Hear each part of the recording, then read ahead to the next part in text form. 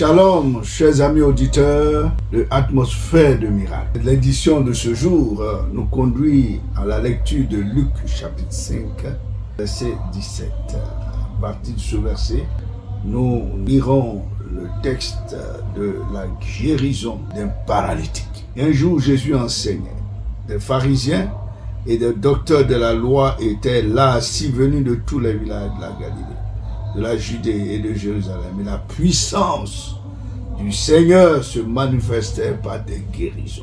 Et voici des gens portant sur un lit un homme qui était paralytique, cherchaient à le faire entrer et à le placer sous ses regards. Comme ils ne savaient pas où l'introduire à cause de la foule, ils montèrent sur le toit et ils le descendirent par une ouverture avec son lit au milieu de l'assemblée devant Jésus. Verset 20. Voyant leur foi, Jésus dit: Homme, tes péchés te sont pardonnés. Et les scribes, les pharisiens se mirent à raisonner et à dire: Qui est celui-ci qui profère des blasphèmes? Jésus dit: Or, afin que vous sachiez que le Fils de l'homme a sur la terre le pouvoir de pardonner les péchés, je te l'ordonne, dit au paralytique: Lève-toi, prends ton lit et va dans ta maison. Et à l'instant, il se leva en leur présence, prit le lit sur lequel il était couché et s'en alla dans sa maison, glorifiant Dieu. Alléluia. Amen. Oui, parole puissante de guérison. Telle est l'atmosphère de miracle qui a prévalu à la guérison de ce paralytique. La Bible nous dit d'ailleurs que pendant que Jésus enseignait à ce moment-là, il y avait des manifestations puissantes de guérison. Et l'atmosphère, en un mot, était caractérisée par la puissance de Dieu qui voyait des malades guéris. Donc, les guérisons étaient très nombreuses. En ce temps-là, ce n'était pas seulement ce paralytique. Le zoom a été porté sur le cas spécifique de cet homme qui semblait être un cas désespéré.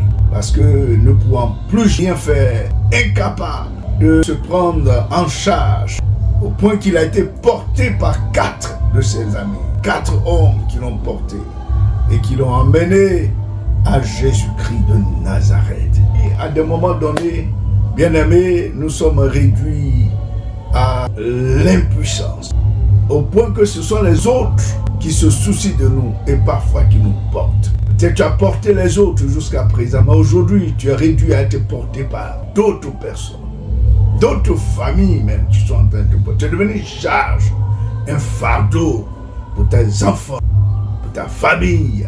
Je voudrais t'annoncer cette bonne nouvelle, que celui qui pardonne les péchés, le seul qui peut le faire, il est l'unique aussi qui peut te guérir. Et de la même manière, Jésus peut pardonner les péchés. De cette même manière, il peut te guérir aujourd'hui. Et donc, la parole révèle ici que quand cet homme a été amené à Jésus, Jésus, voyant leur foi de qui? De ces 5 personnes, 4 a porté le malade et certainement la foi du malade. Jésus a vu leur foi. Et quand Jésus voit la foi, il est sensible à la foi pour apporter une réponse. Car la foi est l'ingrédient, le facteur déterminant de ton miracle. Et foi en Jésus. La foi est le facteur déterminant du pardon de tes péchés. Et foi en Jésus. Jésus, aussitôt qu'il a rencontré cet homme dans sa misère, dans son impuissance, il ne s'est pas mis à déclarer la guérison. La parole de sa délivrance était une parole de pardon, une parole d'absolution de ses péchés. Peut-être pour toi, il y a un péché qui est un obstacle à ta guérison. Au nom de Jésus-Christ, que le sang qui a coulé à la croix de Golgotha soit aussi efficace pour te pardonner en ce jour. Et tu reçois automatiquement, à l'instant même où je te parle, où je déclare ces paroles comme preuve que Jésus qui te pardonne est aussi capable de te guérir. Tu reçois ta guérison. Reçois ta guérison. Lève-toi et marche. Lève-toi de ton lit et reprends tes forces. Et mange. Lève-toi du lit de malade et arrange toi-même ton lit. Lève-toi et sois délivré de la maladie, de l'insomnie, de toute forme d'oppression, quel que soit le nom de la maladie. Jésus te guérit. Jésus te pardonne. Shalom.